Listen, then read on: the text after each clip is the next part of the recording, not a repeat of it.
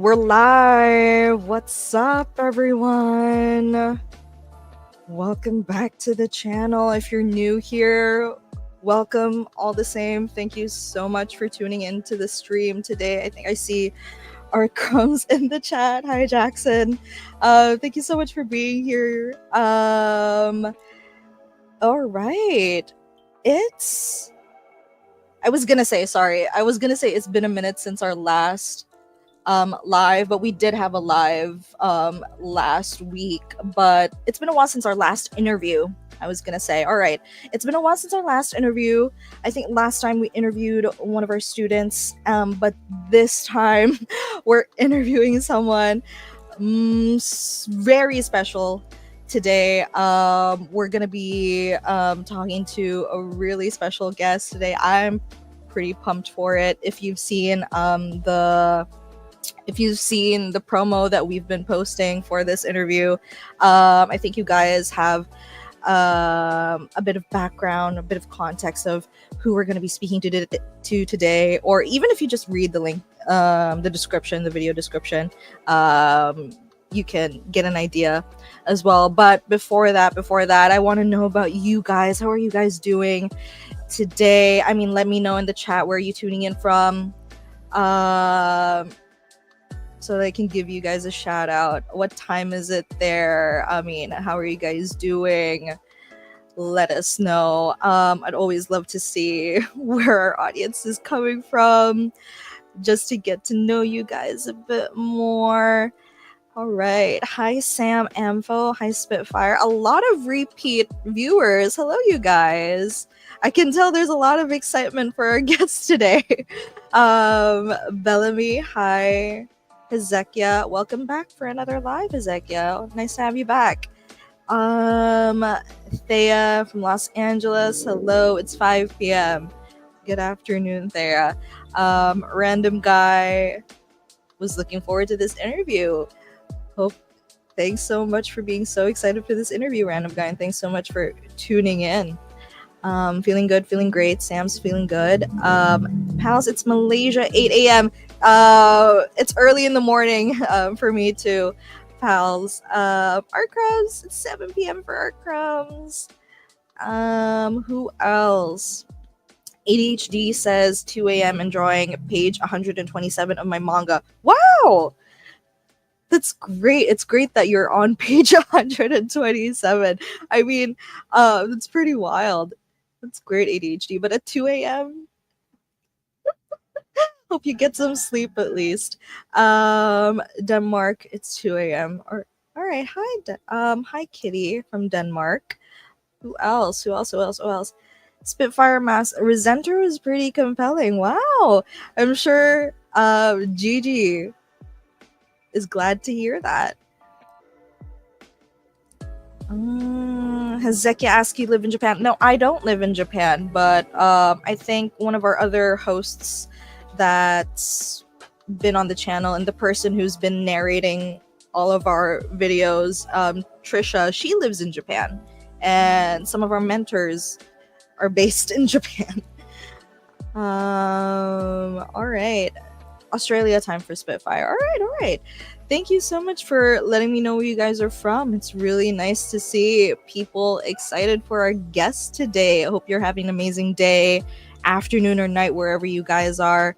But yeah, before I bring in our guest, I guess just to give you guys a preview for today's interview, if you're an aspiring mangaka who's ever thought that, oh, I want to make manga, but I don't live in Japan, or I'm not good enough to ever get published, this is an interview that's definitely for you, because today's guest is living proof that your voice does belong in the manga world. And today we're going to be interviewing Gigi Murakami. So Gigi Murakami is an Ignatz nominated manga artist, illustrator, and content creator at the intersection of horror media, alt nerd culture, and unapologetically schlocky film. And her work blends Japanese manga, vintage, grindhouse poster art, and pulp comic aesthetics, creating stories that are dark, dramatic, fantastical, and deeply introspective. Also known as the Queen of Horror Manga, she's self-published, built her own audience from the ground up, and got her supernatural manga Resenter published as a one-shot with VIZ Media. And yeah, hello, Gigi. I'm gonna bring her in right now. Hello, Gigi. Welcome to the channel. So glad to have you. Could you say hi to our audience? Hi, how's everybody doing?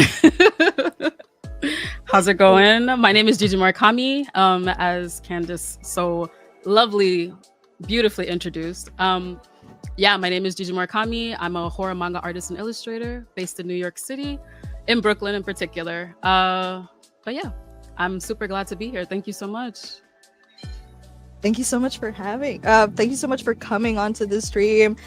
I've been really excited for this interview because I read the mangas that you have free to read at least, and I also read Resenter, and it was really, really compelling. I was so immersed in it, and I love just the whole concept as a whole. But before we get into it, okay, we're gonna get into it during the interview. In this interview, you guys, Gigi's going to be pulling back the curtain on how she made it all happen, right? From self-publishing to getting noticed by Viz and her creative process as a horror mangaka. So if you're an aspiring mangaka, stay tuned. But before we get into it, stay until the end for the Q&A. If by the end of the interview, you still have a couple more questions for Gigi about her process, about her upcoming stuff, you can save that for the Q&A. And also, if you want to find out how you can work with pro Japanese manga artists yourself, so stick around for that. All right. So first things first, Gigi, I think it's a question it's been on a lot of our students' mind. It's been on my mind as well. What inspired you to start making manga, and when did you realize you wanted to pursue it seriously? I think you've said that you were in a manga since middle school, right? But you only pursued it seriously in 2018. So what changed then? So for context, I am a millennial. So I was in middle school in like 2005, around that time. No, like 2003, I want to say. And in the US, like manga kind of slowly started making its way up at that time. And around that time is when I got my hands on it. So I was always super interested in trying to create manga, but I think, like you had mentioned earlier, like because I didn't live in Japan and because I wasn't Japanese, I kind of told myself that I probably couldn't make manga. And also for a lot of the viewers from the US may know this, but there is a particular like manga publisher that actually used to publish on their manga that this is 100% authentic manga. Like they would put a stamp on it on the back as if it was like a Wagyu steak or something. Like this is like authentic manga. And I think that created like a little bit of a complex in me. So for a long time, I really wanted to, but I just thought that I couldn't. And I want to say by the time like 2018 came around, the timing was good for me to attempt it. And like, if we're talking about like, 2003 to like 2018, like that's more than 10 years. And this is still something that I want to do. So for me, it became a thing of, do I want to regret not doing it? Or do I just is my regret for not doing it stronger than like my need to give up? And essentially like I didn't want to regret not giving it a shot. So that's basically what ended up changing. I still thought about it, like it was still on my mind even after like more than 10 years later.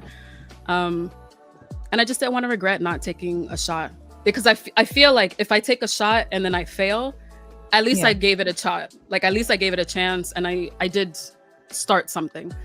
But if I don't try at all, then it's like, what is it? It's just, I feel like incomplete, Yeah. And it's great that you decided to take that shot way back when, and now like look at where you are. right? So if it wasn't Exactly. for that, yeah, if it wasn't for that decision, that you wouldn't be here. Resenter wouldn't be on Viz, and you wouldn't be working on your current projects now, right? So I think, good job, past Gigi Thanks. for taking that shot, right? All right.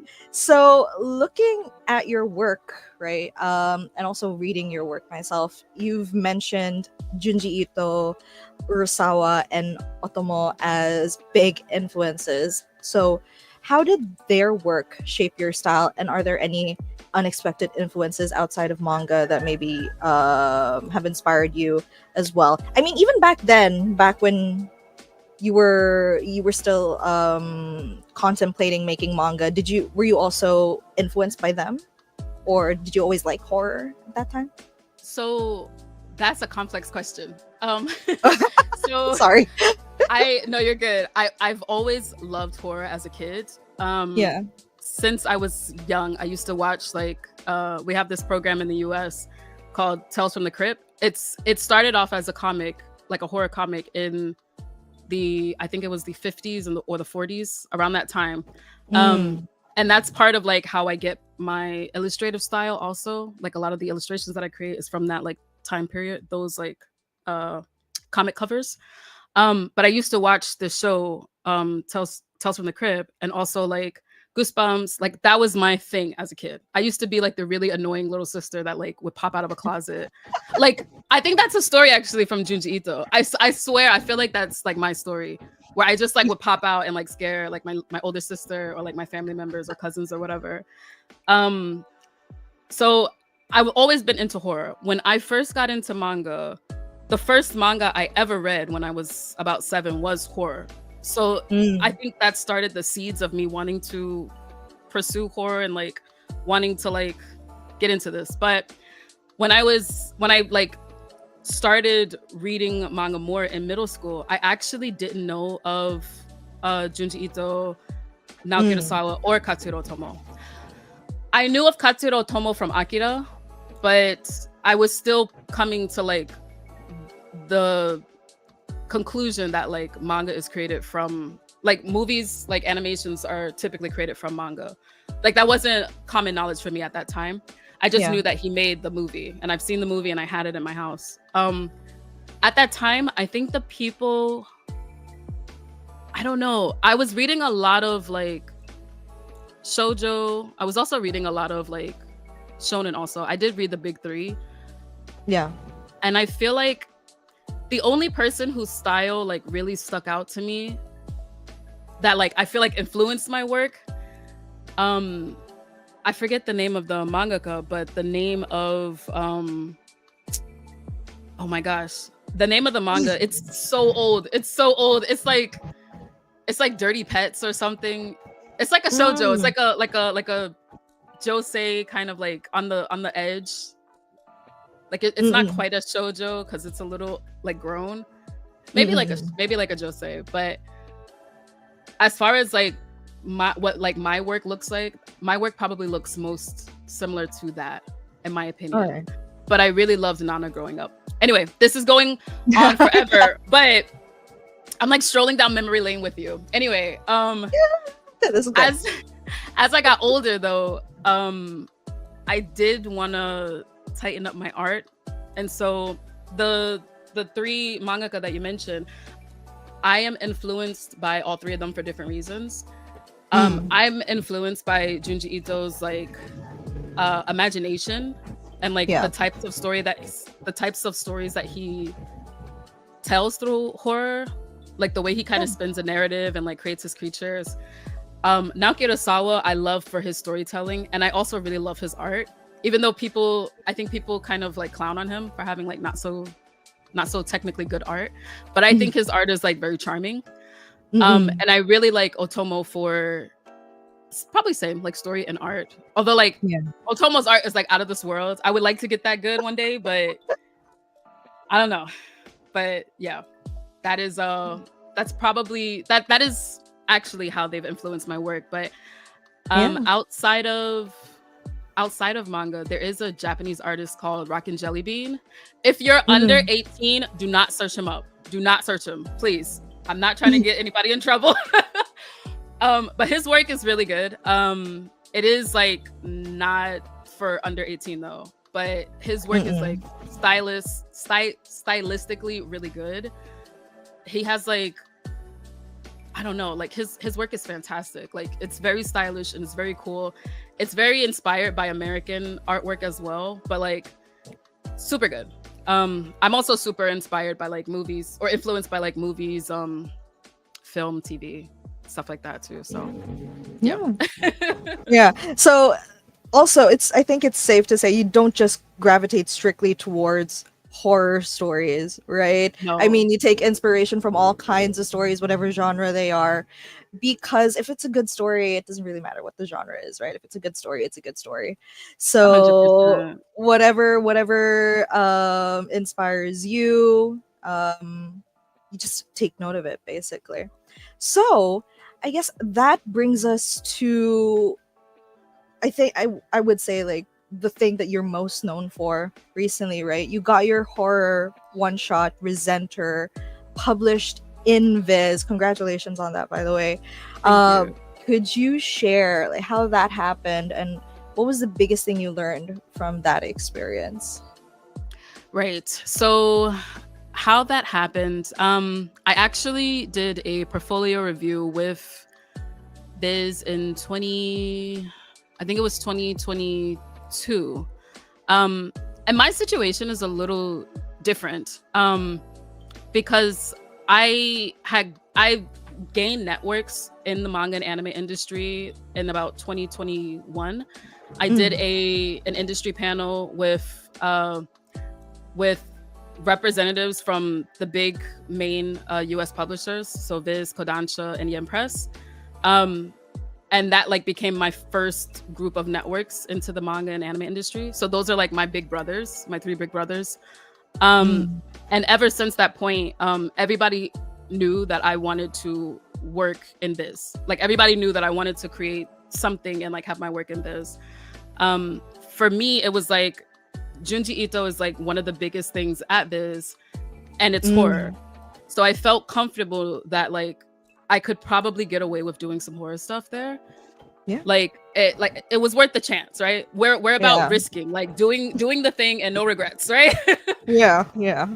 So a lot of my industry networks already knew that I really wanted to work with Viz. And so I had my portfolio review in 2022. And I actually showed the first chapter of Resenter that I self-published. So before Resenter was a one-shot on Viz, there was a self-published chapter of about 70 pages or so that I self-published on my own. And I got my feedback, and that was from the originals imprint at Viz, so not the one-shots program. The one-shots program hadn't been created at that time. It was just the originals program. So I got my feedback, and I was told by the editor there, you know, this looks great, the story is fantastic, but there's still like some things that we think that you should tweak. And I was like, all right, cool. I was like, give me a year and I'll come back and give you like a pitch. So before that year was up in 2023, they actually reached out to me. So that same editor reached out to me and was like, hey, we have this project that we're trying to do. It's with Hisashi Sasaki.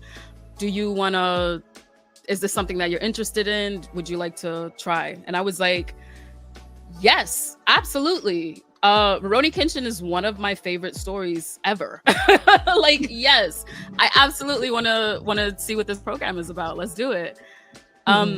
So that was like September, August time in like 2023. And yeah, I started working with Sasaki-san right away after that. And it ended up taking me about a year to complete, but it wasn't because it took that long, not because of what was going on with Viz, it was because I started getting jobs from American publishers to work with, to have work for other horror works like in the US. So I was trying to, actually, I have the job that I was working on. Just it's called Sinister Sisters. Okay. It's called Sinister Sisters. It's from Are You Afraid of the Dark? So to all my Canadians and Americans, y'all know what's up. But I was working on this, and I was working on Resenter at the same time. So it ended up taking a year because of that. But you know, so they just allowed you to do that, right? That like they were okay with you like working on other stuff on top of working on the one shot. That's nice. They were very, very generous about it. They were like, yeah, it's cool, you know, just let us know when, you know, everything is good. They also know that I live in New York City. It's a very expensive city here. I can't, you know, this is like a traditionally, you know, this is a traditional publishing job. So like, it's a job, you know what I mean? So like, they weren't gonna stand in the way of that. They were very kind about that. But yeah, after that, you know, I was in deadline hell for about a good 2 months last year. I want to say this time last year, mid-April, May, and all of May and all of June, I was really living like the mangaka lifestyle. I was not sleeping. I was not eating properly. I was not exercising. It was really bad. It was really, really bad. I wasn't going out to see people. It was rough. Just working on this and also working on your job at the same time. Literally, yeah, just working on these two projects at the same time. Yeah. And it got to one point where like, because I didn't want to have to keep extending my deadline with this. But it did get to the point where I was going to be responsible for creating like 100 pages in a month. And for this traditional publishing job with Sinister Sisters, it was done traditionally. So I was like hand painting pages, and then I was moving over and like inking pages like on traditional manga paper, and then going back on like comic board and like painting It was insane. It was insane. I will never do that again. Oh my goodness. It was crazy, but it got done. Both works got published, thank God, and I'm out of it. Like, I've lived to be able to tell the tale. But yeah, no, it was a fun experience, honestly. Working with Viz was great. I don't have any regrets. The team was super supportive, super helpful. Sasaki-san in particular really, really loved Resenter. He really loved Jackie. Like the character of Jackie, he was so intrigued by her and like really wanted to know more of her story. He really wanted to know like what's next for this character. Like, what is she about? Yeah. So I was gagged when he told me that. I was like, oh my God, like what do you mean? Like what? Sorry. No. Did you ever show him the original chapter for Resenter? I did show him the original chapter. Because that original chapter was the same thing that I showed the originals department. It was pretty much the same critiques of like there were certain things that needed to be cleaned up. There just needed to be some work that needed to be done with it. So we ultimately decided not to use that. And also he's very vocal about the one shots program not being a first chapter sort of situation. Yeah. It is meant to it has to be like a complete story. Yeah, exactly. So that first chapter obviously wasn't going to work, so we were going to have to start from scratch. Which was fine. I'm lucky that I only had to rework my name twice, which sounds even more crazy that it took a year to do. Because it's like I only had 2 revisions. The first idea that I had was gonna be more like a like a murder mystery kind of deal. It was gonna be way more like investigative and a little more action. You could think like Conan. Oh, okay. Like Detective Conan, kind of like that, but less playful, a little darker. And that's originally like how I want Resenter to kind of work. But the page count was just too limited to make it work. So we decided to scrap that idea. And Sasaki-san was like, we could work with those same characters and just like change the angle. And I was like, I actually don't think that's a good idea because you wanted to stick to the story, like the original. It's not that. It's just that the way that I wrote that, because it's like a investigative mystery kind of thing. Yeah. It was just too tight to like move anything around. Okay. Like it was I wrote it in a way where it was every panel and every like plot point was like pinned down, and you couldn't really there wasn't really too much space to like move it around without increasing the page count. So I decided the best idea would be to just scrap it and then start over. Right. And so the second idea that I came up with was the story that VIZ ended up publishing. So it was my second name, and he enjoyed it. There were like a few revisions that I had to do with that name because it was gonna initially be a lot less wholesome. It was gonna be a bit more horror.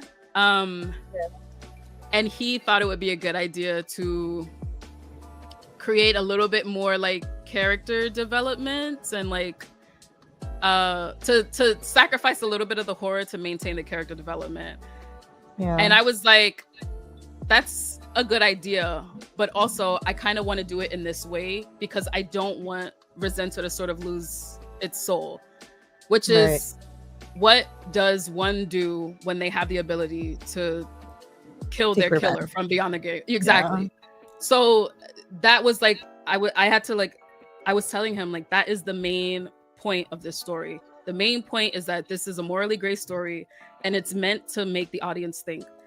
So like it was super fun working with him because he asks all these questions and he's so like involved in these stories, and he always takes the time to like read and like just double check, like make sure that he really understands what the message is.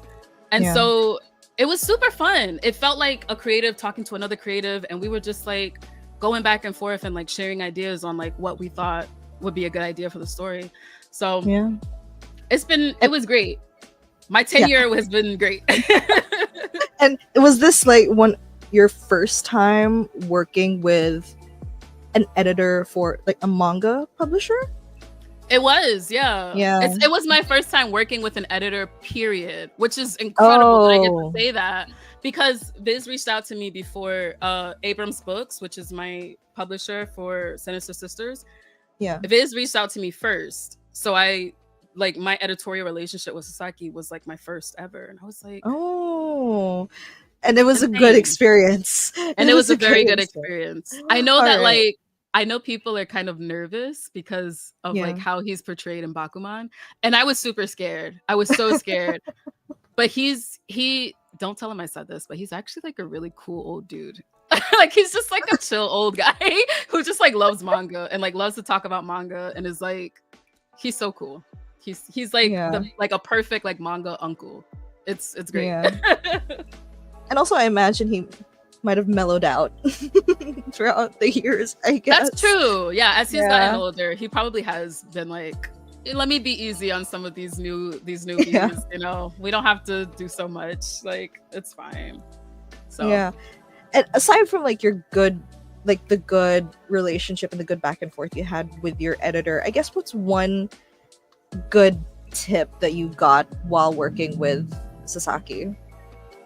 Ooh, one good tip that I got, something that he shared with me was that a lot of the submissions are very, very, very world-based.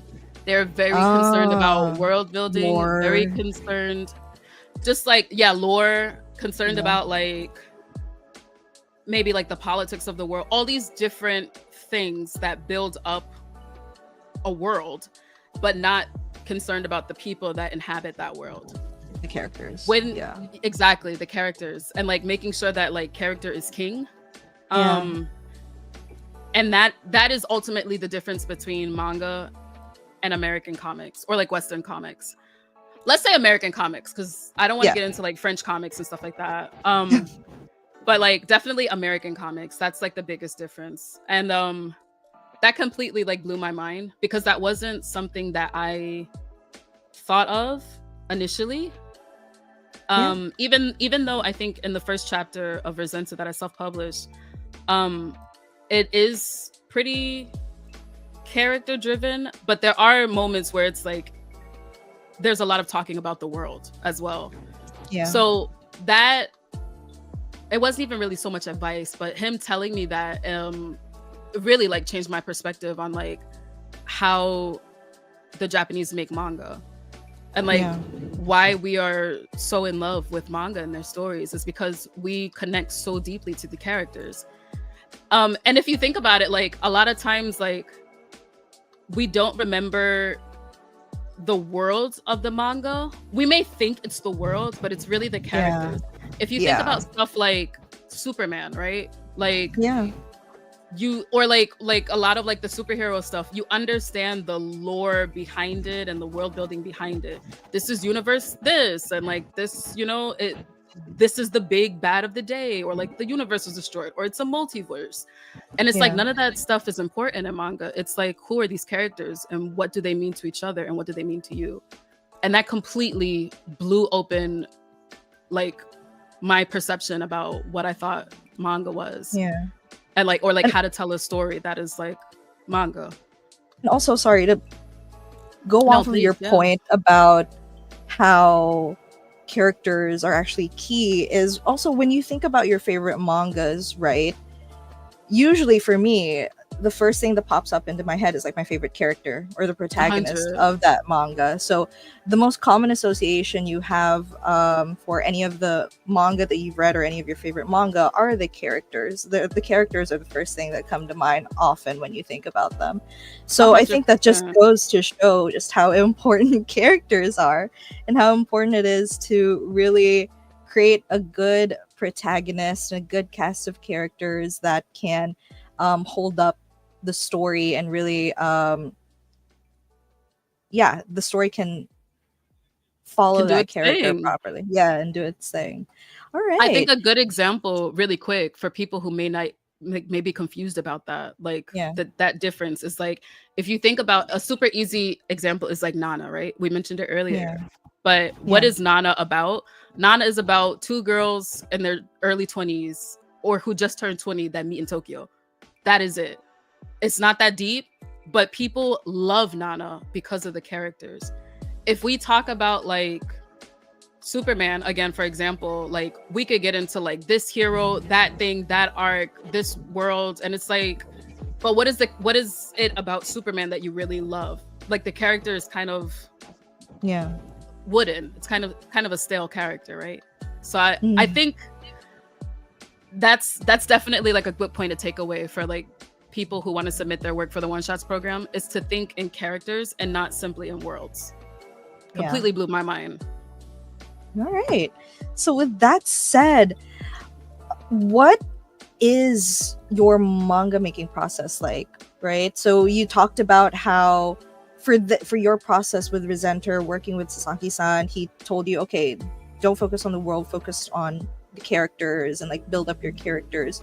So for your manga making process, like when you're thinking about the idea, I mean, for Resenter, I know you already had the idea for Resenter in your like self-published chapter, but like just in general for your manga making process, do you think about, okay, the character first, or do you write out the plot first? Like what's the process like from initial idea to final page?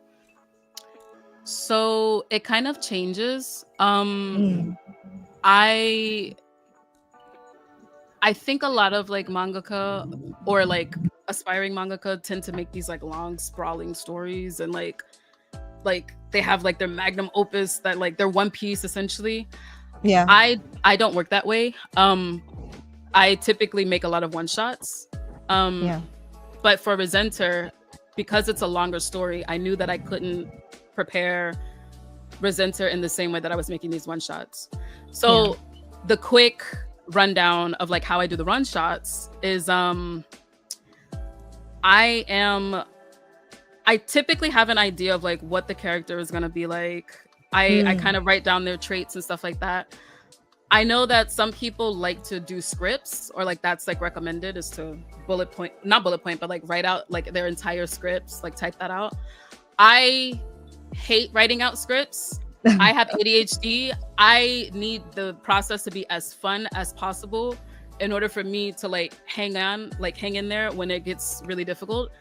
So I typically just bullet point down like my main like plot points, my main beats of the story. I'll bullet point that out. Typically using Kisho Tenketsu. And then once that's done, I'll have like my main overview of like what the story is going to be about or whatever. Do my bullet points, and then I jump into the name, honestly. Yeah, and then I do my, once the name is done, I'll like look through it, see if like the paneling could be changed or something, see if like the dialogue could be changed. And if everything looks good, I will ink my thing. I'm typically like, I typically do work traditionally. After last year, I've started moving digitally. My traditional process is so long. So many more details. I think Candace understands, like this is very, very long. I mean, but no, it's crazy. It's crazy. I have to start using digital tools now. But yeah, essentially from start to finish, I have an idea of what my character is going to be.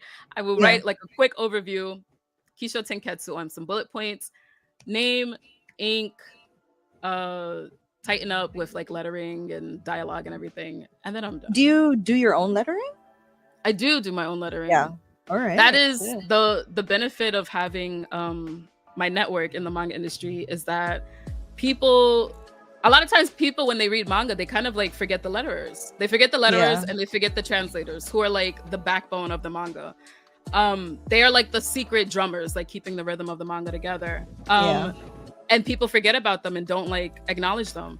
But I made friends with letterers because I knew that when I was self-publishing, I'd have to letter out my own stuff.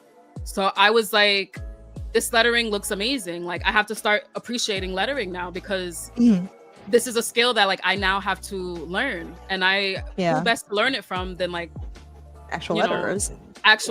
So I got a ton of great advice on like how to letter.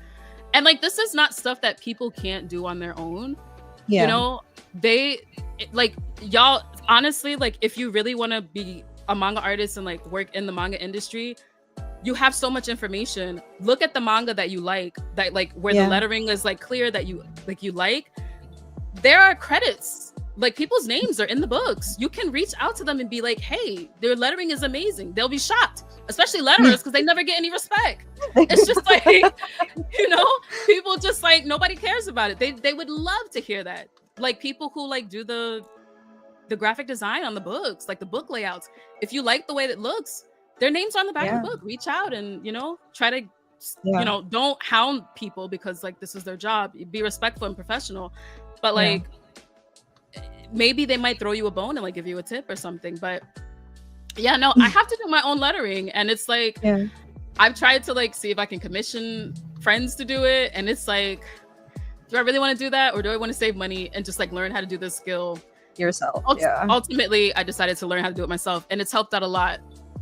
My eye is much better for lettering, both on my own and even for like graphic design stuff that like I have to do on my own business stuff. But it's a very helpful skill. I think everybody who wants to be a mangaka should learn how to letter 100%. And by the way, I wanted to touch on something that you mentioned earlier. You said that you've mostly been doing traditional manga, right?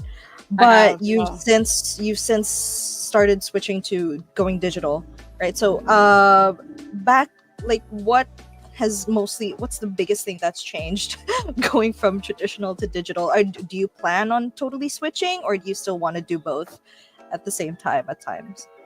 Initially I was not planning on going all the way, and Mm, I got some pages here, some traditionally inked stuff.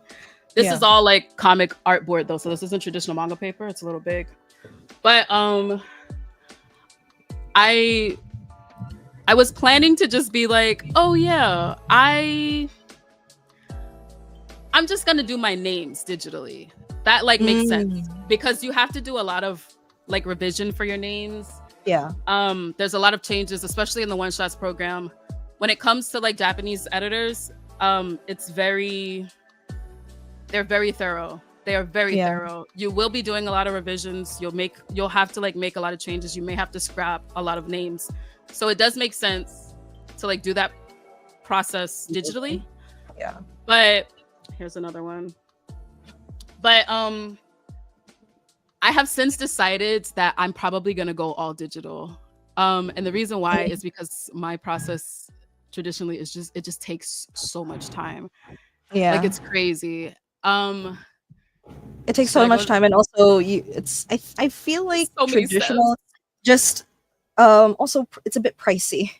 Paying Yeah, for it can be. full all that, and also if you're going to be going through revisions, that's using up resources, you know. So 100%. yeah, And I it's mean, not easy to make those. It's not yeah, easy to make those revisions. You know what I mean? Like yeah, it's just not. yeah, and also it's not beginner friendly. I mean, if you're a beginner who's never made a manga before, I don't think it's advisable to really go all out on buying traditional manga tools and like manuscript paper and all of that, because they are pricey. So It when you're is first starting pricey. out, yeah, I when you're first do. starting, Sorry to cut yeah, you yeah, off. yeah, go ahead. I do think that it is a good idea to attend working traditionally though. I Yeah, think there's a lot of like fundamental skills that you learn, and like yeah, there's a lot of things that you like become aware of when you're working traditionally. But I think there should be a good balance, but I think that you should learn the digital stuff also. Like have that yeah, available for you to learn. yeah.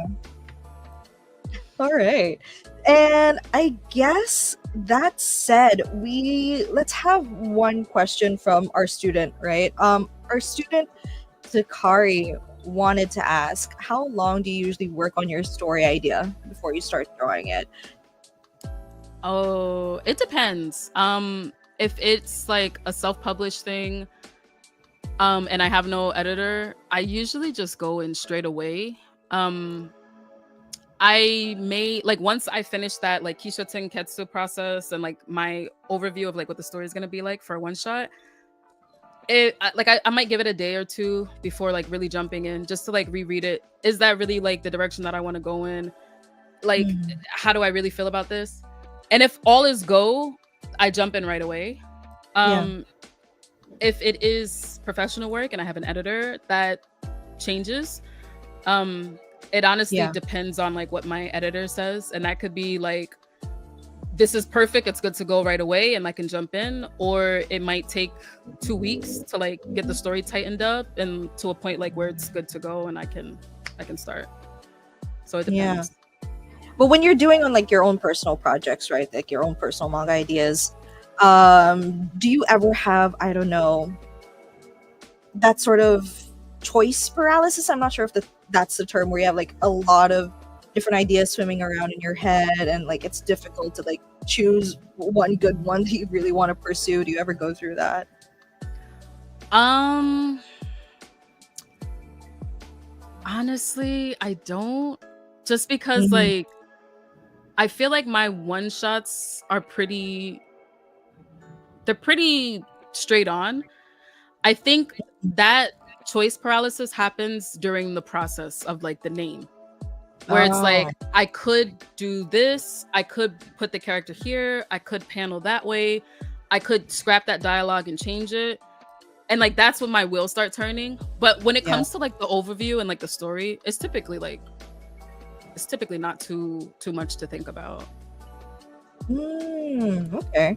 So when you're coming up with like original story ideas for a manga, like do you like keep a note of things that, oh, I want to make a story about this, oh, I want to make a story about this, or do you only come up with it when you're in like work mode? Okay, I want to make a new one shot. Let's start thinking of ideas. No, I actually do have a book that I write my ideas in. Mm, A lot of times, like for more horror, like one shot stuff, or like a lot of the one shots horror that I create comes from like my own personal fears. So like if I am feeling something like uncomfortable about a thing and I'm like, damn, that might make a good story, like I'll write it down in my mm, book. Or mm, sometimes if I have like a really scary dream, I will yeah. write that down also and be like, I should probably make a manga about this. And like, yeah. So I have a book that I keep my ideas in. But Mm, yeah. So there is a ton of stuff that I do want to make, but yeah. yeah, All right. just in my book. All right. So that's it for ideas then. But when it comes to storyboarding, Mm. I know a lot of artists, they have different processes for storyboarding. Name, that's the Japanese for storyboard. How detailed are you with your name before you actually get into like the final thing? I know there's like a revision process, but like it's different for every artist. But like, how detailed are you? What are the essential points that you get down in your storyboard? I'm ashamed to say that I'm like really detailed and I'm trying to break that Mm, habit. mm, Um especially working digitally. I've made about, and I should have my iPad with me here and I don't. That's a shame. But I have made about maybe 4 or 5 names so far in my iPad digitally, and I get so detailed and I try not to. When I'm storyboarding traditionally, I'm not as detailed. mm, And I think part of that is like there's only but so many times I can erase traditionally, right? yeah. Until like the paper breaks. So like you don't want to like have this grand masterpiece and then you have to like erase it all and then like start again or change something. Um so yeah, I when it comes to digital, I am way too detailed and I do have to Mm. scale it back. It takes up so much time. I think Um the being able to like just press undo Control Z on a lot of things also makes it easier for you to like spend more it time on does. it. It You know? really does. It's such a time saver and I'm like, it's okay. I'll be able to just like erase the whole thing or like control Z it and it's fine. But no, I have so much fun going digital and I just take too long. So Mm. All right. And like for the storyboarding process, is it a painstaking process for you? Do you usually go through it pretty smoothly, even going through revisions with an editor? ooh, that's a really good question. I for a long time when Mm. I first started working on manga, I actually hated doing the storyboards. Uh, It like really pissed me off having to do storyboards. I'm not even gonna lie. Um and I don't know why I hated them so much, but that's a lie. I do know why. Because I like I said, I don't script.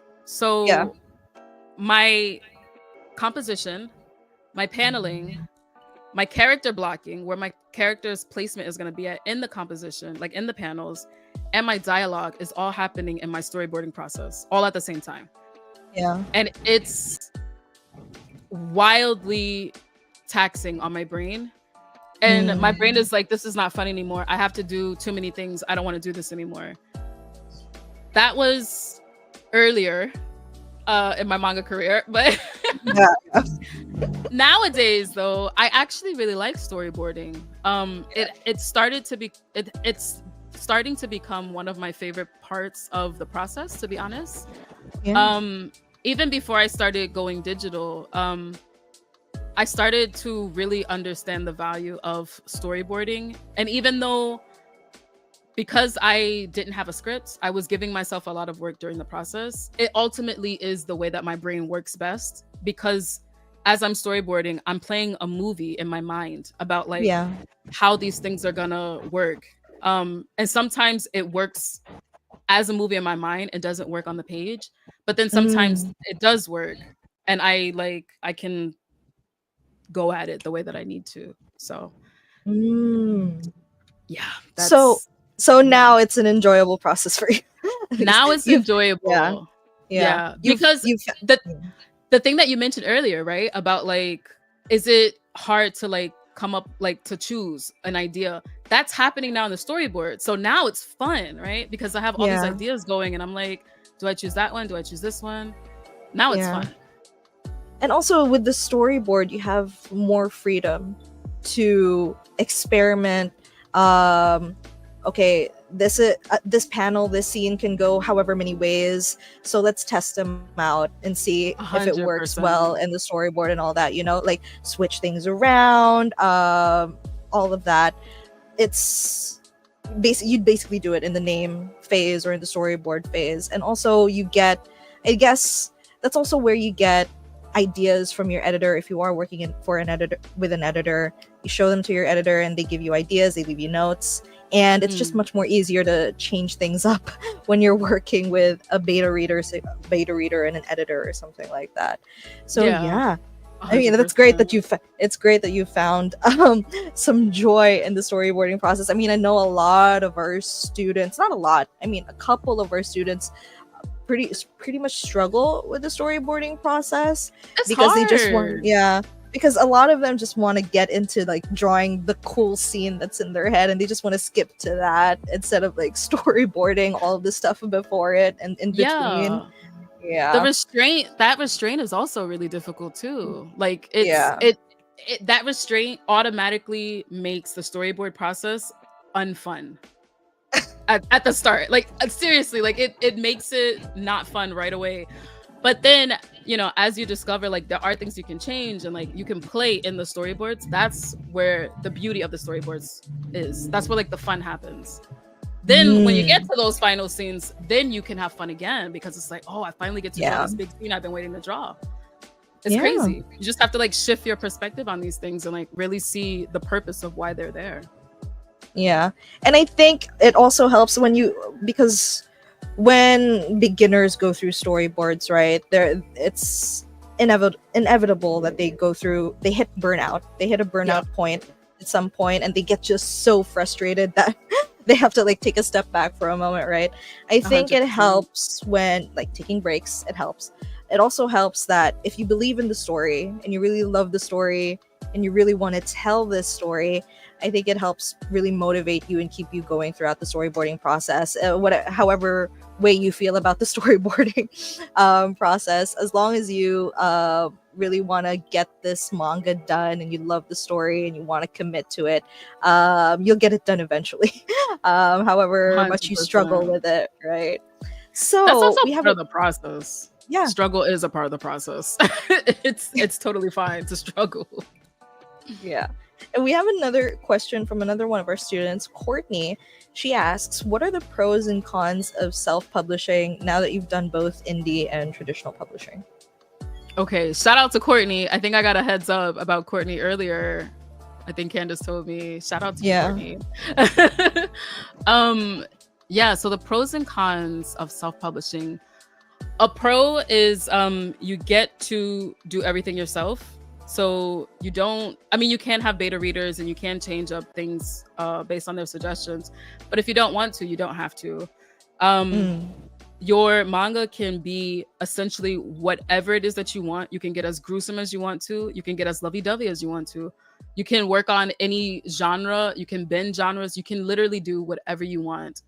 That is also a con though. And that can be overwhelming for people. That level of control and that level of like management can be a lot. Some people don't want to think about the lettering or like the graphic Yeah. design of the book layouts. Sometimes people don't want to think about the finances of how to make the books.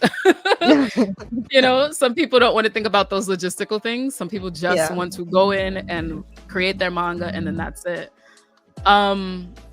Personally, I like that stuff. I like the business and the finances of like indie publishing, but that's just me. I don't know. But yeah, a big con is also like, how are you gonna fund the thing, right? Kickstarters are around. They're very popular and almost like standard choice now, I think, for publishing indie work. But Kickstarters are a lot. You have to think about marketing. You have to think about how to get the word out, you know, to get readers and to get backers for your Kickstarter campaign. And it becomes even more difficult when you don't have a lot of followers. That's also a struggle. So about that. Yeah. And then again, like with people not wanting to do extra work and just wanting to draw the manga, they may not want to think about marketing, which I love marketing. You know, like I have a trailer for Resenter. That's marketing. That to me is fun. I get to think of creative ways to talk about my story. I love that. All I want to do is talk about my work. How can I figure out creative ways to do that? Creative and interesting ways to do that. That's a pro for self-publishing, but it's also a con.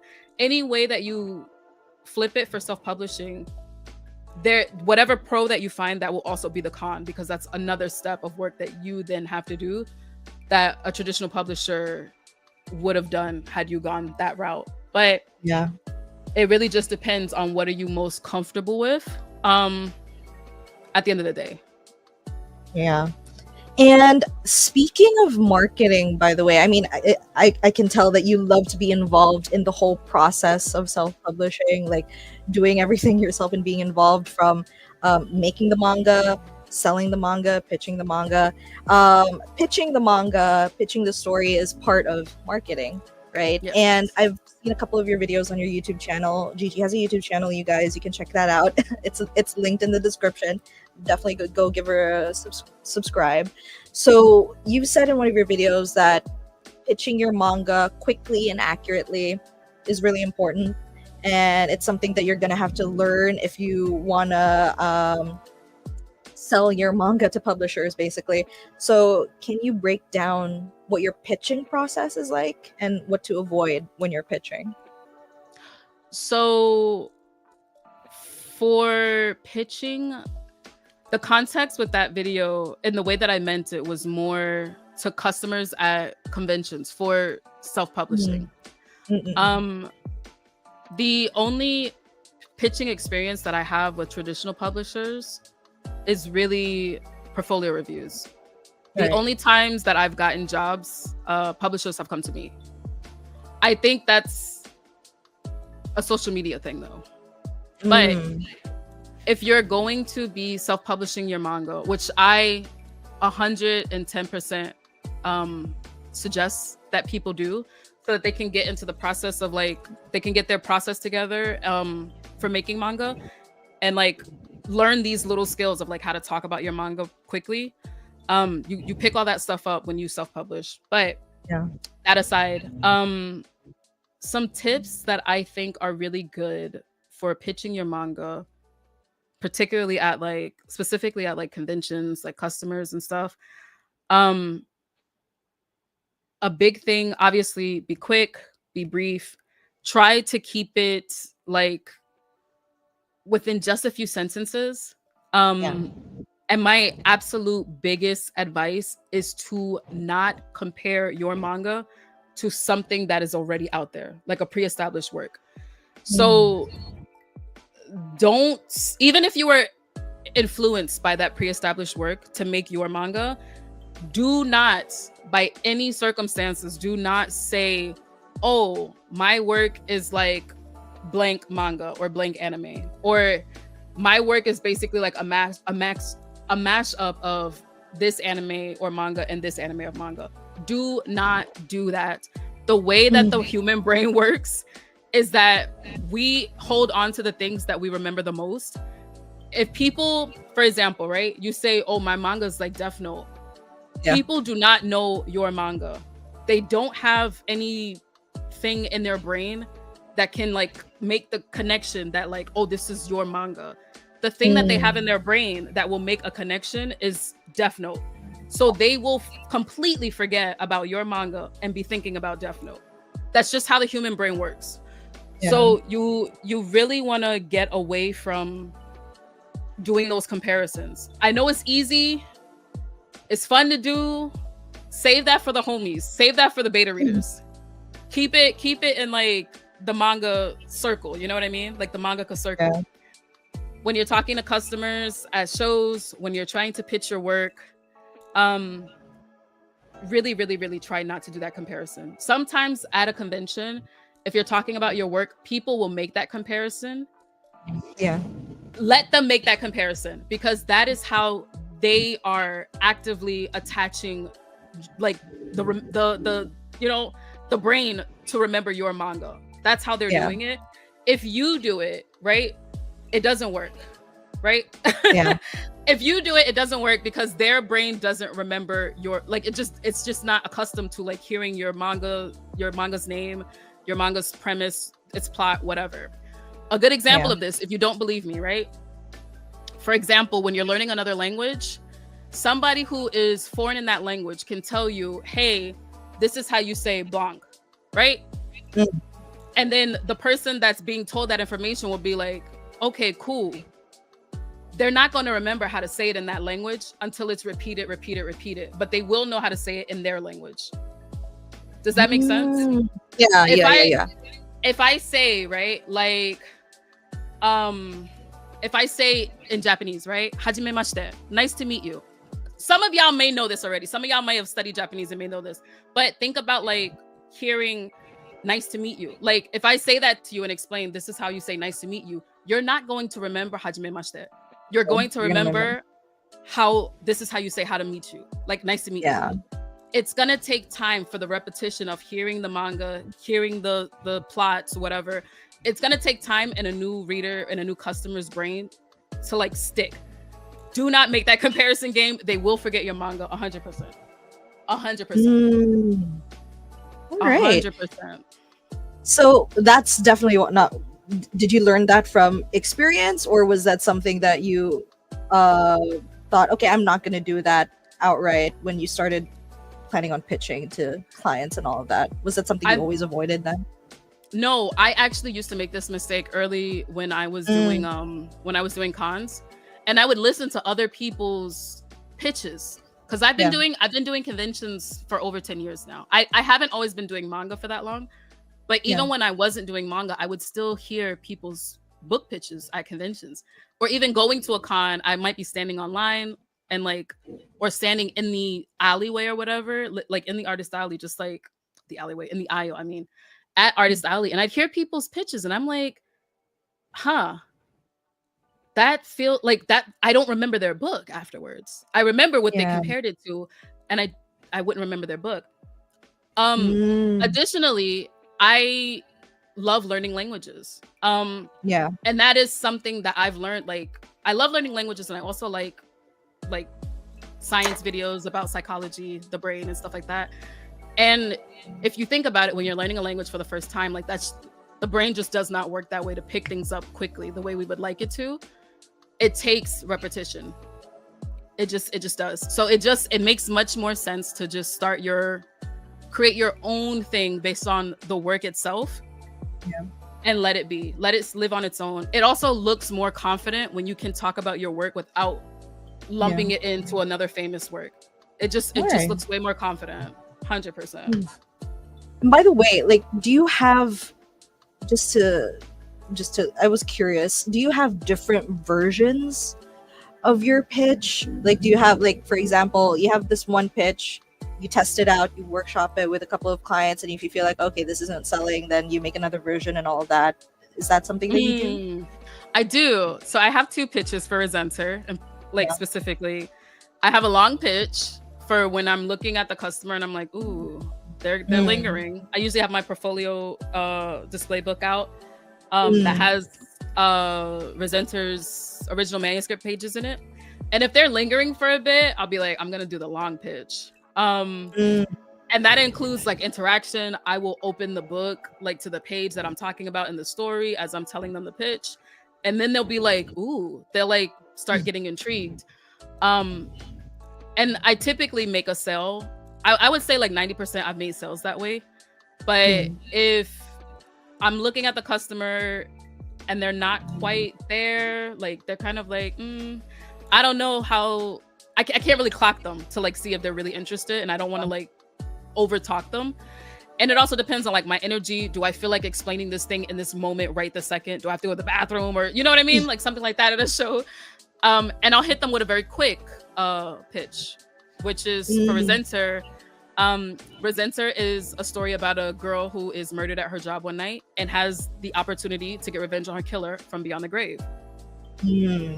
That's it. That's the quick one. Yeah. The longer one is way more involved. Like I said, pages have to be flipped and like point to this panel so that they're moving along in the story on the page as I'm talking about it. But the longer pitch is a little, I mean, hearing your short pitch, by the end, like she has an opportunity to like get revenge from beyond the grave. I'm immediately thinking, how? You know? Yeah. I think a sign of a good pitch is immediately as soon as you say it and you're done saying it, people, their interest is piqued and they have to know more, basically. So I think that's a good sign of a good pitch. Some of the pitches that I've read from beginners is that they leave it at a to be continued, if you know what I mean. They leave it at a cliffhanger. But in a cliffhanger in a sense that there's too much lore behind it, like the world is this character is this, and if you want to know more, to be continued type of thing.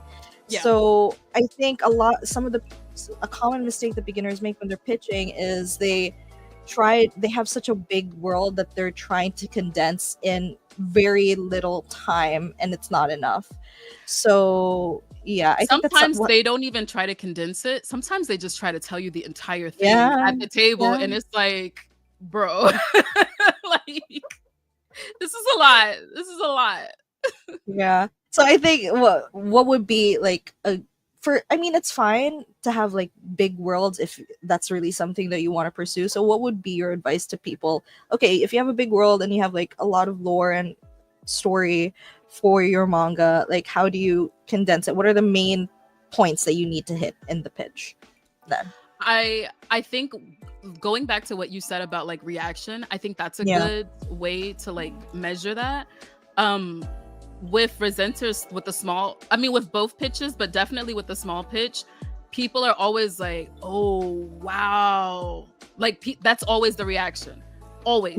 So I think like if the reaction to the pitch that you give is really like instinctively, like people are like, oh wow, what really, like that, you know, it's a sign of a good pitch. Like people are intrigued. When it comes to more lore heavy stories or like world building kind of stories, I think a good rule of thumb is to allow the story to live on its own with the pitch and not the world, right? Like the world is not the story, right? Like the world is a part of the story, but it's not the story, or it shouldn't be the story. You know what I mean? Like an example, what's a good example? Let's just say like, let's say Bleach, right?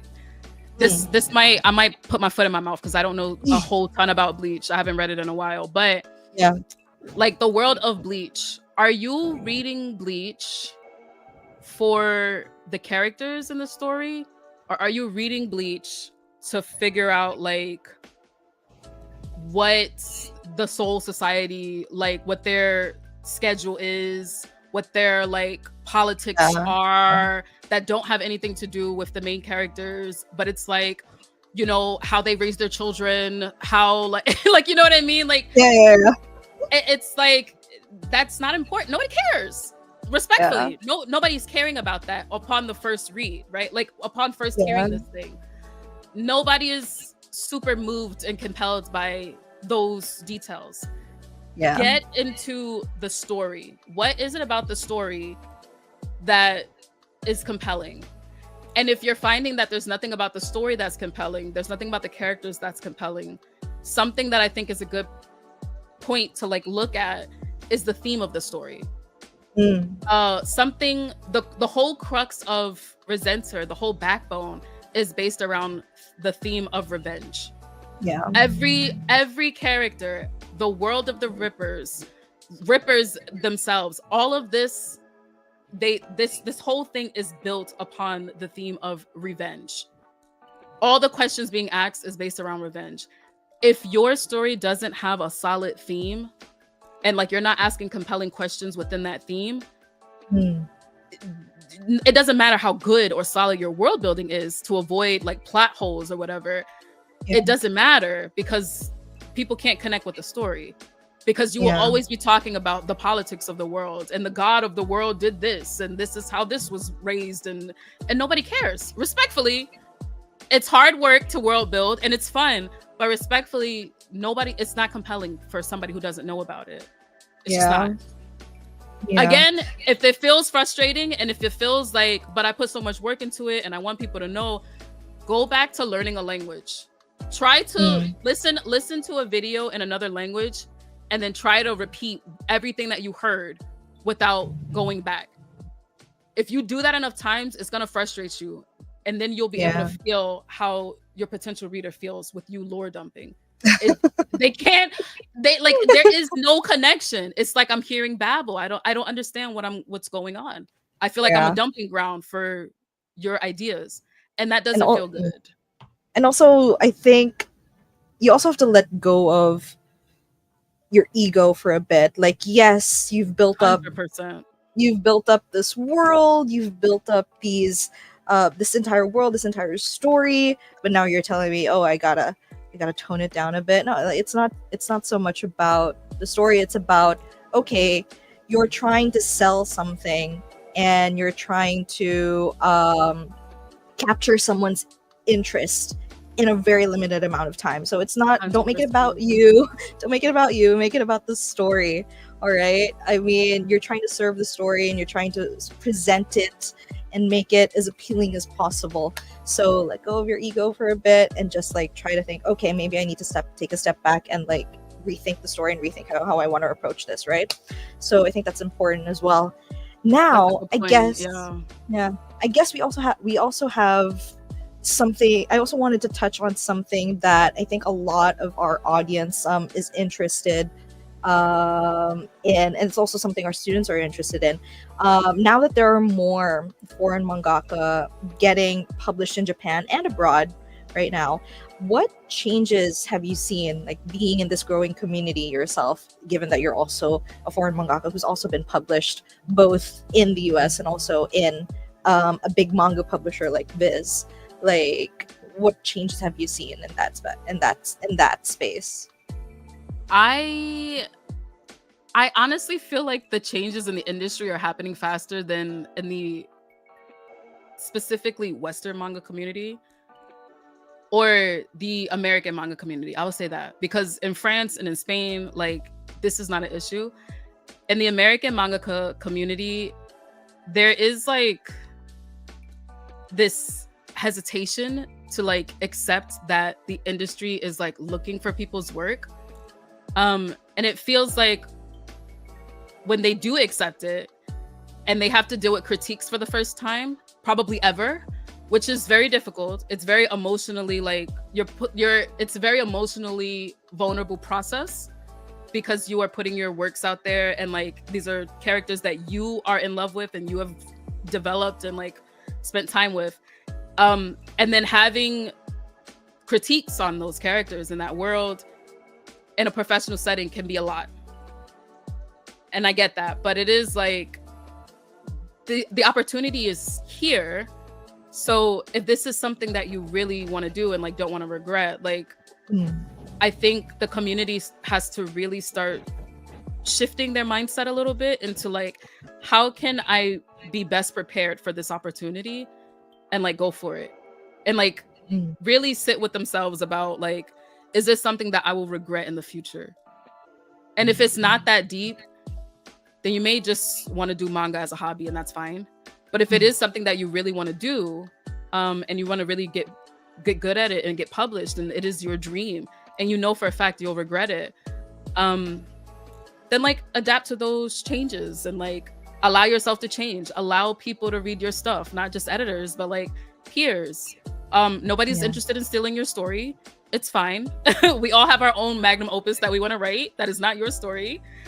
You know, that's more suggestion than actual changes. But some of the growth and some of the changes that I have seen that is more on a positive front, and is like a little bit of like opposite of what I said, is that there have been more people who have felt comfortable to become a mangaka and to like say like I am an aspiring mangaka, or like I really want to be a mangaka, and not have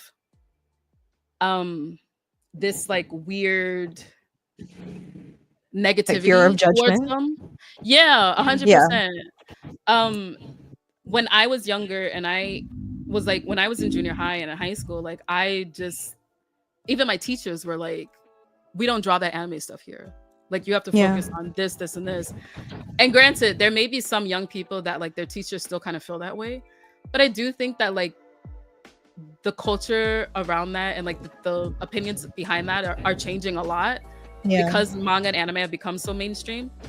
So like on a more positive note, I think it is great that more people are like, wow, I really want to do this. I see that like people are doing this, and this is what I want to do essentially. And like you can do it because the industry is ready. Like there's so many competitions. Like when people are like, oh, I don't know, it's like, no, like I am hearing this from the people themselves. Like they are ready for new talent. They want to know new, they like want new stories. Like One Piece cannot go on forever. I know it feels like it can, but it actually cannot go on forever. Like the manga industry is actively looking for new people. So like this like new light and like this new aspiration that like young people are having who like want to be mangakas, and not even just young people, because I started when I was older, but like anybody who is like an aspiring mangaka, like that change is happening where they don't have to feel so judged, or they don't feel like maybe I can't, like that hesitation isn't there. And I think that that's beautiful. Right. 100%. Right. It's really nice to see like more and more people, even just outside of Japan, wanting to try their hand at something that I think a lot of us in this community, in the Learn to Draw Manga audience as well, we've all grown up reading manga or watching anime. I mean, this is something that if you want to be a mangaka, I'm sure you've had a history of, okay, I've wanted to do this for so long. This is a medium, this is a medium that I've grown up with, or I have such a passion and affection for. It's nice that even though it is a uniquely Japanese medium, I mean it originated from Japan and all that, it's nice that now that it's become mainstream, more and more people are showing their love for it, are coming out and wanting to actually pursue making their own manga, right? And I think it's a beautiful thing. It's a beautiful thing to see a lot of more and more people as well come into our community and just express, oh, because I watched this video, because I watched this interview with Gigi, I think I can do it now as well. So I think that's a nice thing. I agree, and I really just want to stress the point. Japan does want new talents. Don't let anybody tell you they're not interested in, for a mangaka, that they don't care. That is absolutely untrue. That is absolutely untrue. Like they are looking for new talent. They do not care what you look like, where you're from, what language you speak. Ideally, it would be nice if you spoke Japanese because it makes that easier for them. But that like good work is good work. They really don't care where it's coming from. So that said, like we're more and more foreign mangakas are popping up, right? So now that you're in that sort of growing landscape, you've built a presence online as an indie manga artist, as a Black horror mangaka. So our student Mark asks, how did you build your audience as an indie mangaka, and how can you stand out as a manga artist in this very growing landscape? That's a good question. It's also, I think I have an answer that people don't want to hear, but Social media is a tool. Yeah. And for me, that's the tool that I've decided to use in order to like boost my work and get eyeballs on my work and on me as an Mm. artist and like what I'm up to. Um, and that means that I have to participate in certain things that like might be like, I should be drawing manga right now. I shouldn't be making like TikToks or like reels. Yeah. um, I think having that like accepting that this is a little bit of a sacrifice to get to the greater goal of like expanding your readership and expanding like the eyeballs that are on your work and like who know of you and your stuff. Like just understanding that like that's a sacrifice that like it's for the greater good. It's for that. Yeah, that's like part of how I think you could start like to stand out. Yeah. I also think that like thinking about marketing helps with standing out also, especially as an indie mangaka. And that's something that, like I mentioned earlier, I don't think a lot of artists are thinking about. I don't think people want to hear this, but like when you are an artist, you do have to have a business hat. You do have to start like approaching things as like a business, and like specifically like maybe a media business. Like how would that work? Right? Like you have your business hat for like sales and conventions. And then you have your media business hat for marketing and like social media. Yeah. Long gone are the days where like newspapers is like how people would read your work, or like just publication. Like there's so much access now that normal people have, that like if they want to be a mangaka and they want to gain an audience, they can just go out and do it. Honestly, it may not feel like you're doing the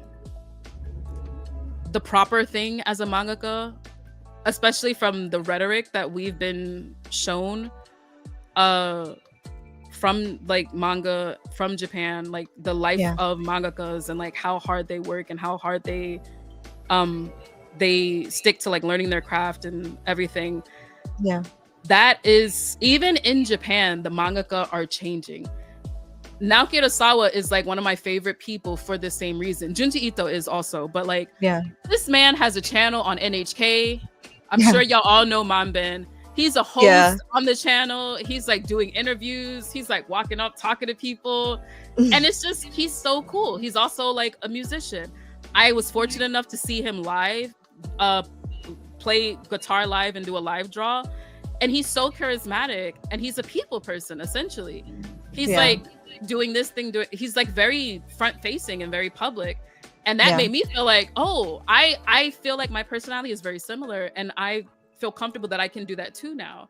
So it's like, but like that's for people who maybe don't know of his manga, or which I think has helped, because people didn't really know about his stuff like that until like Pluto came out, and he was around a lot doing like a lot of social media stuff. But my point is like that does help, because that idea of you have to be shut in your basement doing manga, constantly working at your like back-breaking work, and that's part of the job. Like you still have to be good, you still have to produce good stories. But in this particular landscape, it doesn't hurt to be personable to gain your audience. It doesn't hurt to make a funny video talking about manga to gain your audience. You know what I mean? It doesn't hurt. And at this point in time, professionals are doing it. There is Ainio Asano. He streams all the time. This man streams horror games also. Like if you haven't seen Ainio Asano's YouTube channel, he streams on there. He hasn't streamed in a little bit, but or gaming in a little bit, but there are plenty of professional mangaka that are on YouTube that they freaking stream. And they play video games. So it's like, if it's about like taking advantage of the opportunities you have on the internet, right? 100%. 100%. And if it's not too good for them, it's not too good for you. You know, like you're not too, or rather, if they're not too good to like stream and be on social media, you're not too good to stream and be on social media either. Like it's really not that big of a deal anymore. And you learn a lot from other content creators that can help you as an indie mangaka for selling manga and like working on your stuff. People sleep on learning from content creators because they think that like influencers and content creators are not smart people. They're incredibly smart, especially when you're trying to do like indie, like self-publish and like do indie manga. Like some of the business stuff, these are like very smart people. Very smart people. Gigi herself is a content creator and she has her own YouTube channel and her own platform. I'm learning from the best though. I really am like looking at other people's stuff and I'm learning from the best. So it doesn't hurt to like give a little bit of respect to like influencers and like content creators because they're really on their grind. They stick up for themselves, they advocate for themselves, and these are all skills that indie mangaka and even mangakas working in traditional publishing can learn. Like any artist, honestly, like in this field of making manga, making comics, making illustrations, you have to be able to speak up for yourself 100%, advocate for yourself. Just represent, 100%. Okay. All right. So I guess we can move on to another question from Courtney. Courtney asks, what advice would you give to aspiring mangaka that want to eventually create their own manga series but don't believe their skills aren't good enough yet, especially those not based in Japan? I would say start with one-shots. One-shots are always good to build up skill. They're also very fast. So if you are impatient, because a series takes a lot of time, there's a lot of planning. There's a lot that goes into a series. It's a lot of work, especially if you are trying to self-publish that as well. If you're doing traditional publishing with that, some of those jobs are the publisher will handle, but like it's a lot to traditionally to self-publish a series. But definitely one shots. Try to create something that like you can even do like a yonkoma, which is like a 5-panel work. 4-panel. Oh, 4-panel. I'm tripping. I was like, I had a brain fart. I was like, wait a second, that doesn't sound right. The yonkoma, which is a 4-panel work, and as long as you follow like Kisho Tenketsu and like it's it's pretty easy to just jump into. I would say if you're really like a beginner, I wouldn't do more than 5 pages and get comfortable and good at doing 5 pages. 5 pages, like fully done. Build up your skills that way. And if it's art skills, honestly, the more you do it, the better you get at it. I do think people give themselves a hard time for their skill level not being the same as like mangaka in Japan. Y'all, this is an XP game. Like it's experience. Like you level up as you go. Just like be mindful of like the things that you want to improve on and like dedicate intentional time to trying to learn that stuff. But as far as like the fundamentals of manga, drawing is not the most important thing. It is a component, but it's not the most important thing.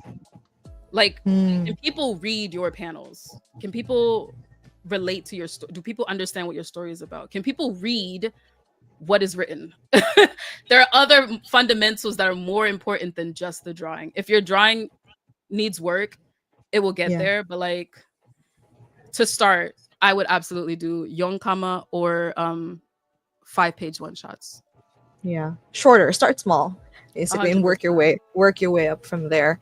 I think you brought up a really good point about manga isn't all about the art, right? If you're worried about your art skills not being good enough or not being as great as your favorite mangaka, perhaps, then it's something that you can work on as you keep practicing, but you shouldn't forget that manga is also about storytelling, right? Visual storytelling. Visual storytelling, I feel like, is harder to learn than just drawing. It is.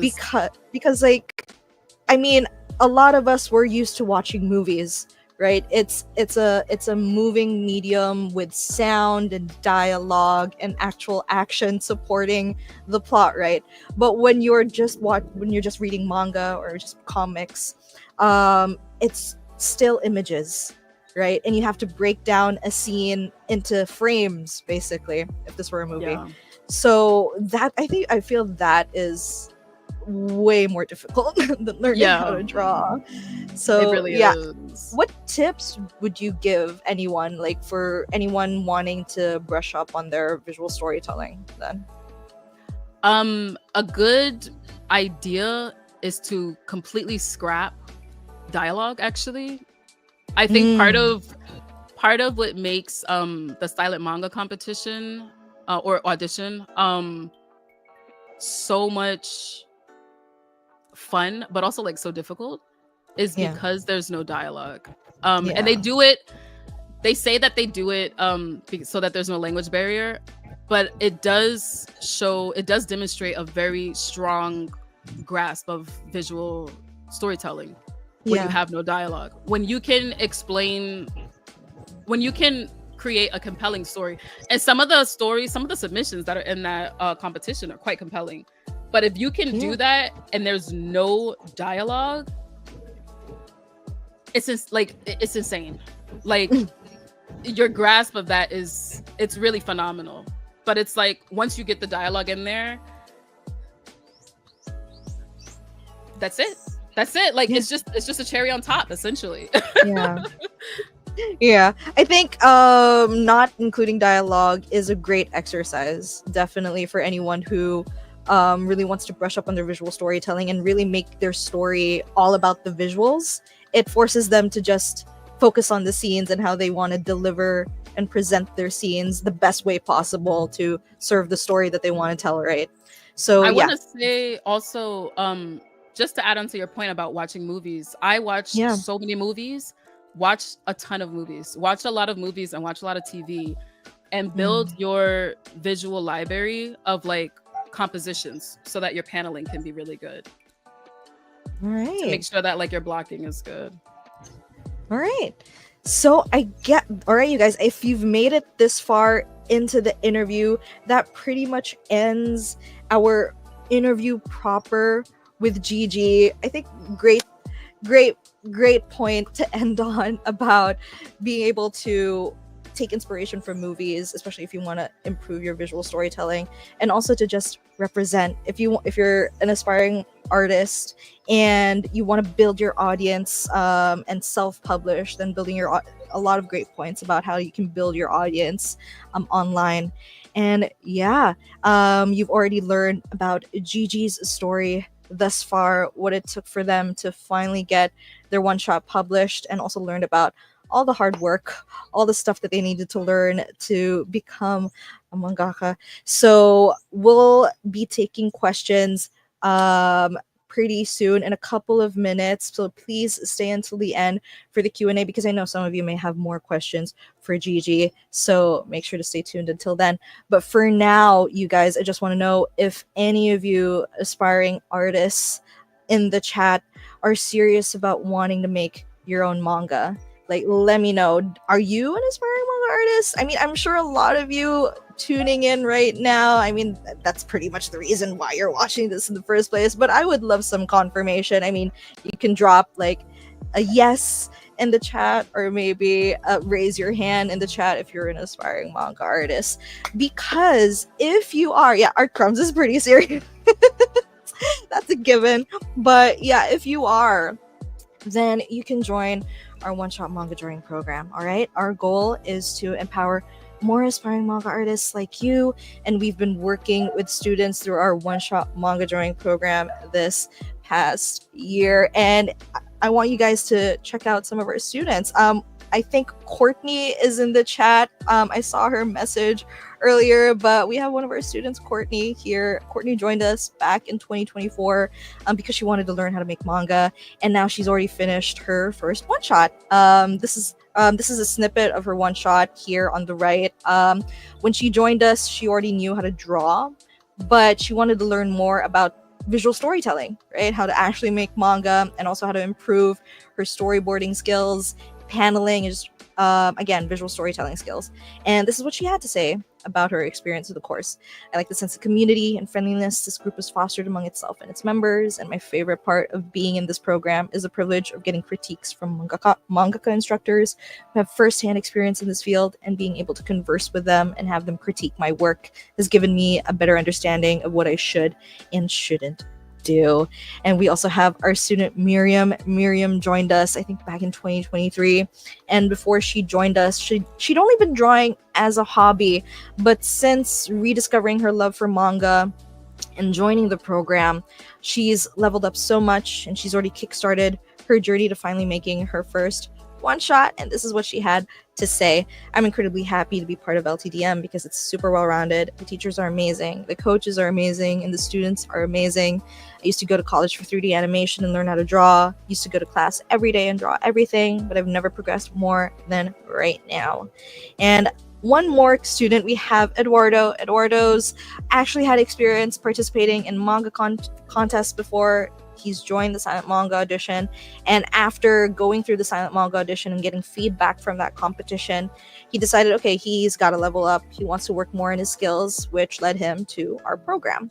And he started working on his storyboards for one of his one-shots back in June of 2024, and just 5 months later, he's already finished it and posted it on Manga Plus Creators, which you can check out if you have the time.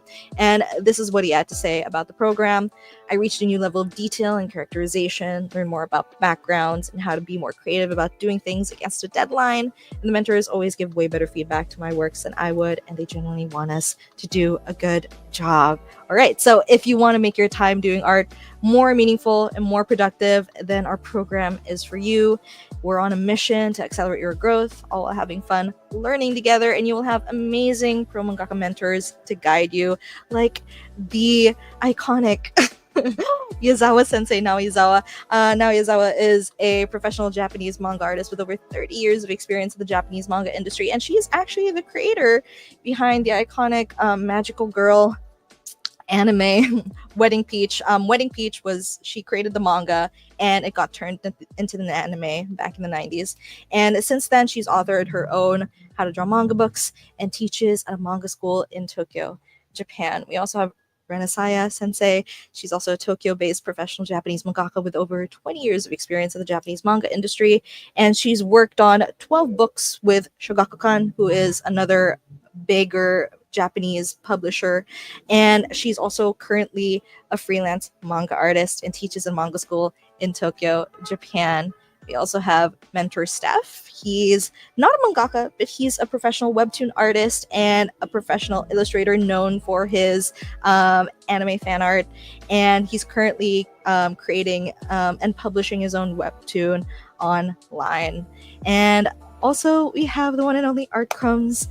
They've worked with VIZ Media and former Weekly Shonen Jump editor Hisashi Sasaki to publish their VIZ Originals one-shot manga, Onami. And yeah, Art Crumbs has an ongoing manga series, Godsbane, also being released on Global Comics, which you can check out after this if you have the time as well. And yeah, you guys, those are our mentors. And we're not just taking in anyone. We want to work with aspiring manga artists who want to be empowered. So this program is for you if you're at least 18 years old and comfortable writing and speaking English. You're a beginner who wants to learn how to draw manga and start telling your own stories, and you have a passion for manga and dream of getting published or winning contests with your original artwork, and you're seeking confidence and a supportive community to share your art and grow as a manga artist. All right, so if this sounds like you, then you're invited to apply and join our one-shot manga drawing program. Again, we're only accepting applicants who are 18 years old and above, and you can apply through the link on screen or the link in the description. You can just check that out right there. This is your chance.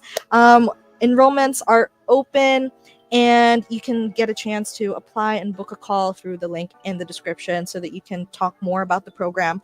Or if you want to learn even more about the program, you can also check out our website, learntodrawmanga.com. So yeah, you can go ahead and check that out.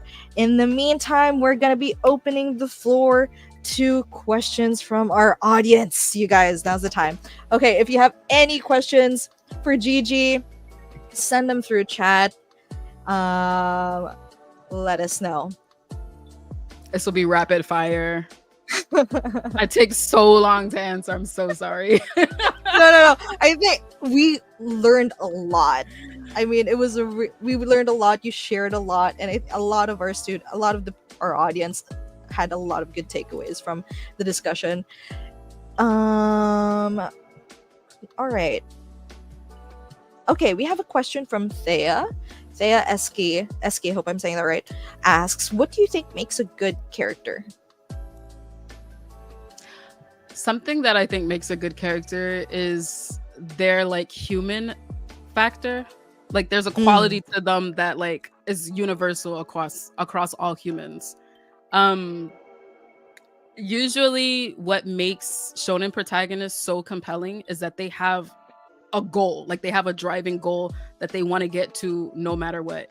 Everybody has had that feeling before of like something that is driving them, like full motivation to like do and finish that thing, like to get to that thing. So like not saying that like your character has to be a shonen protag, but like that humanness, like how does your character like push the human condition, right? Like that is what makes a good character, something that like universally other humans can relate to. Yeah, relatability. A character that sparks, I don't want to say controversy, but makes you think. I guess a character that makes you think, and also a character, like you said, I think you worded it really well, that pushes the human condition. I think that's a really cool way to say it. I think that's good as well. Really quick, we also have a question from Bellamy. Is your real name Gigi? My real name is Gigi. Murakami Yeah. is my real name also. I am married to a Japanese man. That is my real legal last name. That is on my marriage certificate in the US and in Japan. That is my real last name. That is my real family last name. All right. We have another question from LATV. How do you stay on track with working on your manga? I find it way too easy to get distracted by other things. You're preaching to the choir. I feel like I'm being a little like not a good example of this right now because there's a lot of work that I need to get caught up on. And I am like going to movies and like chilling, honestly. I think that keeping a good schedule is really good. Especially like if you're self-publishing and you don't have like an editor that's like down your throat, like on your back about being on top of your deadlines. But if you have, let's say, for example, you have like a 20-page manga that you're trying to do, making sure that you keep a consistent page quota throughout the week is like, that's a good way to start. And also like, or to be consistent, but to like really make sure that you get in there, like give yourself a little reward as you're like finishing your stuff. Once you finish your page quota, then you can like chill. You know, make sure you take your breaks. I personally like to use the Pomodoro method, which traditionally is 25 minutes of doing work and then 5 minutes of break time. I add more time and do about 40 to 45 minutes of work and then about 10 to 15 minutes of break time. Make your space also nice. That's why my home studio is like super nice, because I want it to be a place that like I can get creative in and I want to work in. So understand yourself, like things that you like, and like make sure that your space is nice. And like, you know, if you are a time-based person and like alarms like get you, try the Pomodoro method.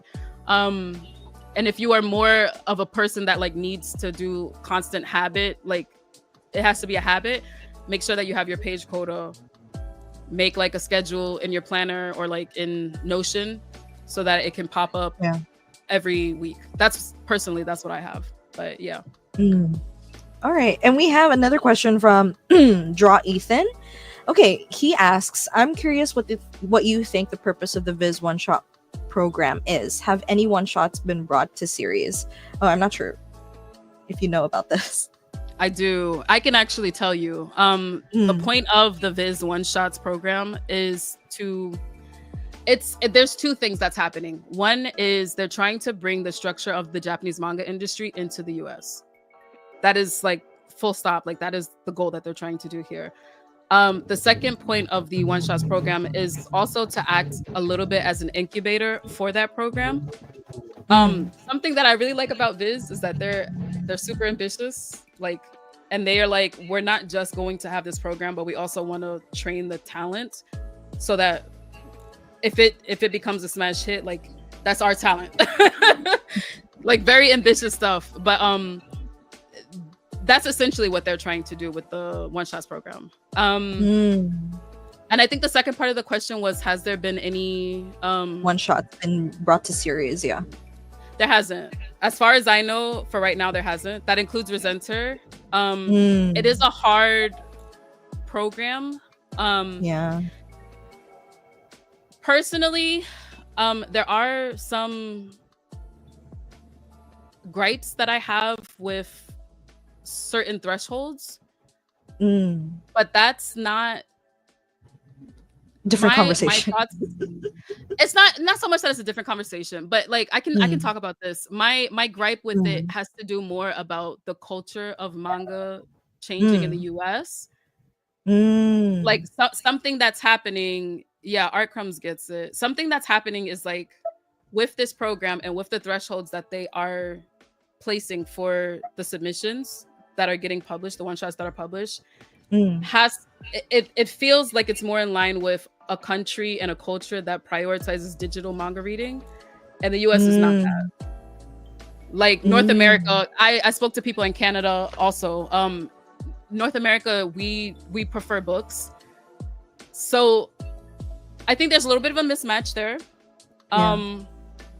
But it's been a little bit since I have worked with Sasaki-san and submitted a one shot. So that could be changing. But that was my opinion that I held at the time. So it could be changing. They could have updated how that process is going. But just in my opinion, I think it is not built out for North America, like in the way our reading culture is right now. Just my opinion, though. Yeah. And speaking of like reading culture, I think this is relevant to your previous point. Jessica H asks, how have sales been for your original manga at conventions lately? I heard the con scene has been getting tougher. Has it gotten better or worse? That's a great question, especially for the indie manga people here who want to sell their work at conventions. My main tip with this, books are where it's at. My sales for Resenter have been very good. My sales for not just Resenter, but Resenter, Sinister Sisters, and I have a mini horror anthology that I self-published called Midnight Bites. All the sales have been very good. There are shows that I've come pretty close to selling out. And at DreamCon in particular, I sold out of everything. Don't compare that to your situation though. I've been going to DreamCon for a very long time. I have like a little bit of a presence online, and like obviously Resenter's like pretty well known because it's in VIZ. But for selling in conventions, definitely books and stickers. Do books and stickers. No prints. Don't do prints. Those don't sell. They aren't selling right now. The economy is not built for the luxury of prints anymore. But books, if you self-publish your own manga, you get the pitch right, you should be good to make some money. All right. Okay, I think we can go through 2 or 3 more questions. Okay, I'm just gonna pick these out. Ever So Slightly asks, when you self-publish, how do you deal with the fear of people potentially stealing your idea? Is this reasonable? I don't think about that, to be honest. Everything that you've seen and read is a reiteration of a reiteration of a reiteration. I think as long as you're confident in your ability to tell a story and to like constantly be able to craft a story regardless, I think it's fine, honestly. Because nobody can tell the story the way you can tell it, right? Like we don't have to get too deep into it, but let's say Yeah. Harry Potter as a quick example. I could totally write a story about a boy wizard who is destined to be like the chosen one with a scar on his forehead, and like still couldn't write it the way that it was written to like be as successful as it was, as an example. You know what I mean? I know, like, I don't want to talk about Harry Potter too much, but that's just like a quick example. But nobody can write the story the way that you can write the story, so don't be worried about like whether or not people are going to steal your story or not. Like, if you have a theme and your question, the questions that you're asking in the story are compelling enough with your theme, it doesn't matter. Somebody could take the same premise and it's still not going to be as good as your story because your theme is solid. Okay. Hope that answers your question. I think that was ever so slightly. We have another question, I think from A25. Where do you recommend getting feedback if you're self-publishing, and how do you develop good self-critique skills and an ability to look at your own work objectively? It's a lot of questions. One, go with the artists are, with the other mangaka are. You're here in that space now. There are plenty of like mangaka that are here in the chat, aspiring mangaka that are in the chat watching the video. Link up with them. There are discords. I know we don't love Twitter nowadays, but there's a lot of comic artists that are on Twitter. I think a lot of them have also moved over to Blue Sky. Check in between there. Be strategic about the people that you follow already. Check their followers on their social media. Who's drawing manga? Reach out to them. Do you have a community? Would you like to be friends? Please do not bogart them and be like, here's my story, read it, tell me what you think. People are busy, but start the relationship, right? Then you can start looking into like, oh, is it possible that maybe you could read my story or whatever? Do you have time to like answer these questions? Stuff like that. Also, to be objective about your work, take yourself out of it. Just look at it as like, this has nothing to do with me. This is just a thing that I created. Look at it as if like you made a cup of coffee. You're not going to be all that emotionally attached to a cup of coffee. If somebody drinks your cup of coffee and it's good, bad, or indifferent, you might be like, oh, okay, I'll change it up next time. That's the same energy you should have to this. Do not get emotionally too attached to your work so that you can be objective both on your own and to the people that are going to be reading and giving the critiques. It's not a dig at you. It is just on like the skill that you have that is presented at the time. And remember, even if it's not good at the moment, it can change. You can always get better. You can always grow. You can always learn. Don't get stuck and like, it has to be this way and like, it has to be good right away. That's a trap to fall into. It's a huge trap. Yeah. Again, also, don't make it about you. I think that's a lot. I think that's one thing that a lot of beginners struggle with is they have very natural attachment. High egos, natural attachment to their first works, especially if they're just starting out. So I think it's something that you work on with experience. Right. 100%. You never know until you try. I mean, that first piece of feedback that you get, I feel like it's gonna hurt. It's gonna hurt. Really yeah. So it's being able to, that first thing, it's definitely gonna hurt. But as long as you keep at it and you just develop through experience, like I think Gigi said it really well earlier, it's an XP game. So you learn through experience and you build a tolerance and you build like not a tolerance, but I guess you get used to it along the way, the more feedback that you get. So, making sure that your mindset is always, if you take anything from this video, please keep a growth mindset. The way you are now, that means your artwork, your storytelling, your paneling, the skills that you have right now are not the skills that you will have in 10 years. It is not the skills that you will die with. If you keep at it, you will always get better. Like this is you will always get better. Don't fall into that trap, please. That's how you lose motivation and you give up. Do not fall into that trap. We need more stories. We We need more And work. I think that's a really great note to end on, you guys. You are gonna get better. Trust. As long as you keep practicing and you put in the That's the work, you are gonna process. get better. Yeah. So, all 100%. right. Thank you guys so much for your questions. That's all the time we have with Gigi for today. So again, thank you so much, Gigi, for coming on to the stream, and thank you guys for tuning in and joining us today. Any, I guess, parting words from Gigi? Anything you want to say to our audience before we end today's stream? Thank you guys so much for being here. Again, I am Gigi Murakami, horror manga artist and illustrator. Please go read Resenter. Follow your girl on social media. You see the socials here. Please show some support. Again, as it was said in this whole presentation, I balance between indie and traditional work. Give my indie side some love. Please pick up some stuff from the store, my online store. Check out my socials. If you're not ready to spend any cash, that's fine. Follow your girl. Show your support that way. I do not discriminate. I appreciate anything that is, any love that's given my way, regardless. All right. And That's all I got. that's pretty much it. Thank you so much, Gigi. Thank you so much for joining us today.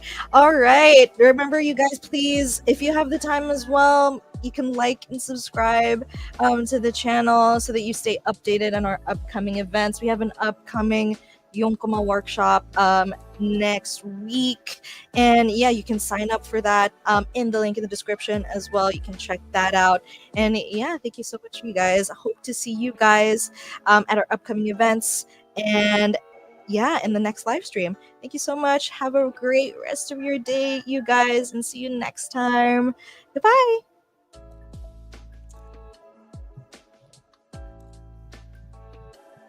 All right.